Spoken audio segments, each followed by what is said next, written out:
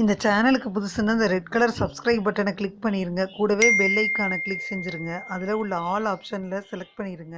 சரி வாங்க இப்போ வீடியோக்குள்ளே போகலாம். ஹாய் ஃப்ரெண்ட்ஸ், நான் உங்கள் கிசான் ஜென்ரல். இன்றைக்கி இந்த பதிவில் தமிழ் புத்தாண்டை பற்றி முதல்ல என்ன நடக்க போகுதுன்றத ஒரு ரிஹர்சல் பார்த்துடலாம். சித்திரை 1ஆம் தேதி ஏப்ரல் 14 தமிழ் புத்தாண்டு பிறக்குது. சூரிய பகவான் காலச்சக்கரத்தின் முதல் ராசி. இவர் மேஷ ராசியில் நுழையக்கூடிய நாளில் தான் புத்தாண்டு பிறக்குது ஃப்ரெண்ட்ஸ். 60 ஆண்டு அடங்கிய பட்டியலில் 47ஆவதாக வரக்கூடிய விசுவாச ஆண்டு பிறக்க இருக்கு. இந்த விசுவாச ஆண்டில் கிரக நிலையை பார்த்துருவோம். தமிழ் புத்தாண்டு தொடக்கத்தில் சூரிய பகவான் மேஷ ராசியில் இருக்கிறாருன்னு சொன்னேன். ரிஷபத்தில் குரு, கடகத்தில் செவ்வாய், கன்னி ராசியில் கேது, துலாம் ராசியில் சந்திரன், மீன ராசியில் சனி, சுக்கிரன், புதன், ராகு அப்படின்னு 4 கிரகங்கள் இருக்குது. இது 4 சேருது. இந்த கிரகம் வச்சு பார்த்தா எப்படி இருக்குன்னு ஒரு ராசிக்காக பார்த்துட்டு வந்துடுவோம். இந்த தமிழ் புத்தாண்டை எடுத்துக்கிட்டோம்னா நம்ம பொதுவாக பார்த்திங்கன்னா ராகு கேது பயிற்சி வச்சு தான் நம்ம இதை கணிக்க போகிறோம். இந்த புத்தாண்டு பலன்கள் இப்படி தான் கணிக்கப்படுது. முன்னாடியெல்லாம் பார்த்திங்கன்னா சித்தர்கள் எழுதி வச்ச பாடங்களை வச்சு தான் அந்த வருடத்தின் முழு வெண்பாவும் பொது பலன்கள்னு சொல்லுவோம். அதன் அடிப்படையில் விசுவாச வருடத்தை ஏப்ரல் மாதம் 14ஆம் தேதி சுவாதி நட்சத்திரத்தில் தொடங்குது. இந்த வருடத்தில் மழைப்பொழிவு அதிகமாக இருக்கும். அதே போல் இந்த ஆண்டு கண்டிப்பாக மகத்துவம் நிறைந்த காலகட்டமாக இருக்குது.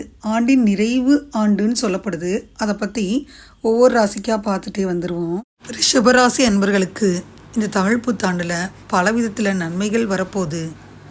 நீங்கள் வேலை செஞ்சுக்கிட்டு இருக்க இடத்துல இது நாள் வர போராடிக்கிட்டு இருந்திருப்பீங்க. இனி வெற்றி தான். பல விதத்தில் நன்மைகள் தேடி வரப்போகுது. நீங்கள் என்ன கடின உழைப்பு செய்கிறீங்களோ அந்த அளவுக்கு உங்களுக்கு உங்களுடைய ஆசைகள் எல்லாம் நிறைவேறும். குடும்பத்துலேயும் சமூகத்துலேயும் மரியாதை அதிகரிக்கும். உங்கள் குடும்பத்தில் இது நாள் வர இருந்த பிரச்சனைகள் விலகும். குறிப்பாக பிள்ளைகள் தொடர்பான சிக்கல்கள் விலக போகுது. உங்களுக்கு விரயஸ்தானத்தில் சூரியன் உச்சம் பெறாரு. ராசியில் குரு தனஸ்தானத்துக்கு மாறப்போகிறாரு. தைரியஸ்தானத்தில் செவ்வாய், பூர்வ புண்ணியஸ்தானத்தில் கேது, மே 18 சுகஸ்தானத்திற்கு மாற இருக்காரு. நோய் எதிரி ஸ்தானத்தில் சந்திரன், லாபஸ்தானத்தில் சனி, சுக்கிரன், ராகு, புதன்.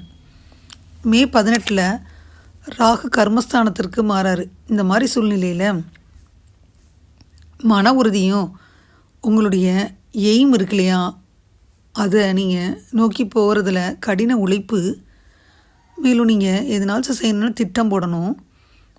இந்த விசுவாச புத்தாண்டில் தனஸ்தானத்திற்கு குரு பயிற்சி ஆறாரு.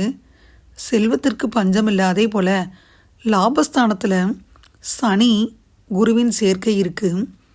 உங்கள் தொழில் வியாபாரம் சார்ந்த விஷயத்தில் எதிர்பார்த்த வாய்ப்புகள் கிடைக்கும். உங்களுக்கு எதிர்பார்த்த வகையில் அடைய முடியுது. திருக்கணிதத்தின்படி ராகு கேதுவின் பயிற்சி மே 18ஆம் தேதி நடக்க இருக்கு. இந்த பயிற்சியின் பொழுது ராகு கர்மஸ்தானத்திற்கு, கேது சுகஸ்தானத்திற்கு பயிற்சியாக இருக்காங்க. ஆண்டு தொடக்கத்தில் சனி ராகுவின் சேர்க்கை காரணமாக வெளியூர் வெளிநாடு தொடர்பான விஷயத்தில் வருமானத்திற்காக நல்ல வாய்ப்புகளை பெறுவீங்க. தொழில் வர்த்தகத்தில் முன்னேற்றமும் லாபமும் பெறுவீங்க. உங்களுடைய விற்பனை அதிகரிக்கும். குரு பகவான் ராசியிலிருந்து விலகி 2ஆம் வீடான தனஸ்தானத்திற்கு மாறுறாரு. பொருளாதார நிலை முன்னேற்றம் அடைவதற்கான பெரிய அளவில் வாய்ப்புகள் இருக்குது. ஆடை அணிகள சேர்க்கை உண்டாகும். குறிப்பாக தங்க நகை வாங்கிறது, இரும்பு சார்ந்த விஷயத்தில் நல்ல லாபம் வருவாய் கிடைக்கும். நீங்கள் செய்யக்கூடிய சொந்த தொழில் உங்கள் திறமையால் எதிர்பார்த்த வகையில் முன்னேற்றமும் வளர்ச்சியும் பெறும். தனம் குடும்பஸ்தானத்தில் குரு இருக்குது. திருமண முயற்சியில் இருந்தீங்கன்னா நல்லா வரன் அமைஞ்சு குடும்பம் செழித்து ஓங்கும். பூர்வ புண்ணிய ஸ்தானத்தில் கேது இருக்குது.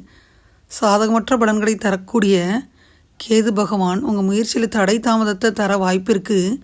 சுயமுயற்சி கடின உழைப்பால் மட்டுமே தான் உங்களுக்கு பலன் கிடைக்கும். இருந்தாலும் கேதுவின் பயிற்சி மே 18 நடக்குது. சுகஸ்தானத்திற்கு மாறுறாரு. பலவிதத்தில் நன்மைகளை தரக்கூடியவராக மாறுறாரு. எதிர்பார்த்த நன்மைகள் கிடைக்கும். ரிஷபராசியை சேர்ந்தவங்க இந்த தமிழ் புத்தாண்டில் இனிமையான பலனை தர மகாலட்சுமி தேவிக்கு நெய் தீபம் ஏற்றி வழிபாடு செய்யணும். சுமங்கலிகளுக்கு மஞ்சள் கிழங்கு தாலி கொடுக்கலாம். கஷ்டப்படும் பெண்களுக்கு திருமணத்திற்கு நீங்கள் உதவி செஞ்சால் ரொம்ப நல்லது ஃப்ரெண்ட்ஸ். ரிஷபராசி அன்பர்களை பொறுத்த மட்டிக்கும் புதிதாக பிறந்தது போல உணர்வீங்க.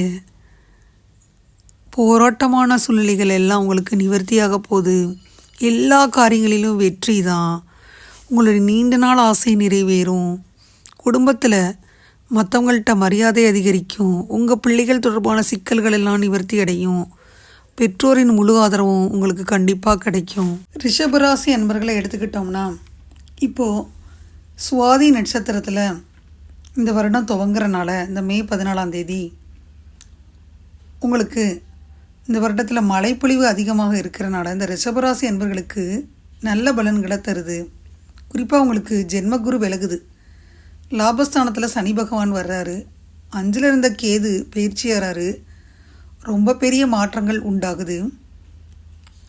அதனால் இந்த புத்தாண்டில் பதட்டம் பதவி பெயர்ப்புகள் கிடைக்கிது. ஜென்மகுருவில் சிக்கி மன இறுக்கத்தில் வாழ்ந்து வந்திருப்பீங்க. கடந்த 2.5 வருடங்களாக பல கஷ்டங்களை அனுபவித்து வந்திருக்கீங்க. இனி தெளிவான முடிவெடுத்து பல விஷயங்களை சாதிக்கக்கூடிய காலகட்டமாக இருக்கும். 2ல் குரு வந்திருப்பது குடும்பம், வாக்கு, தனம், கல்வி, பொருளாதாரத்தில் ரொம்ப பெரிய மாற்றங்களை தரும்.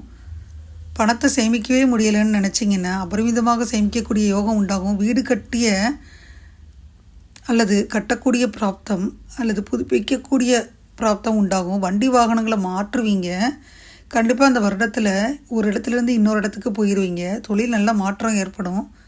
குழந்தை பாக்கியத்தை எதிர்பார்த்துருந்தீங்கன்னா புத்திர பாக்கியம் உண்டாகும். பிள்ளைகளுக்கு இருந்து வந்த உடல்நல பிரச்சனைகள், கல்வியில் இருந்து வந்த பிரச்சனைகள் தீரும். திருமண யோகம் கூடி வரும். நேரடியாக 8ஆம் இடத்துல குரு பார்ப்பதனால வழக்கு சாதகமான முடிவும் நல்ல முடிவுக்கு வரும். கொடுக்கல் வாங்கலில் இருந்து வந்த சிக்கல்கள் எல்லாம் விலகும்.